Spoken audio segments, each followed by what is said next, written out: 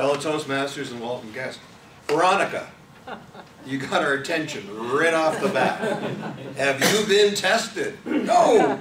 So you had our attention, and you really got our attention with the, hey, I've been married 3 times. So we're really into this. You have 3 stories. You've got Bobby, Bruce, and Bunny. And you've got the story of Bobby. My advice from my mother, right? Remember the aisle, the altar, and the hymns. Remember the aisle, altar, and hymns? Why? Because it's when it goes south, you got to have something to remember. I thought that was really good. You then do a reverse joke. That's a switch in viewpoints. You go to Bobby saying, "My pants, man's pants." You reply, "My pants, if you ever want to get into them." You then proceeded to give us the story of Bruce. And I thought this was probably the weakest of the stories. Maybe I missed the humor in it. But then you made up for it with Bunny.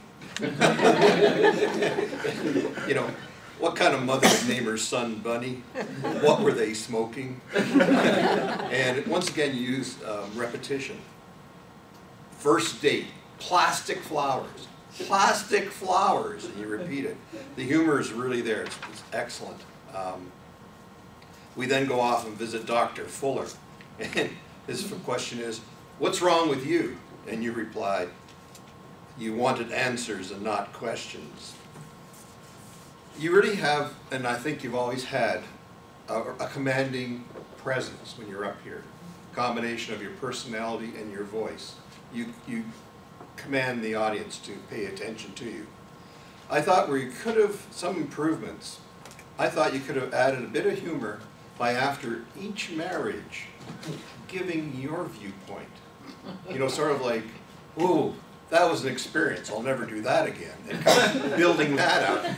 And then you've got the 3 bad experiences, and you're learning all this, and then we've really got the punchline.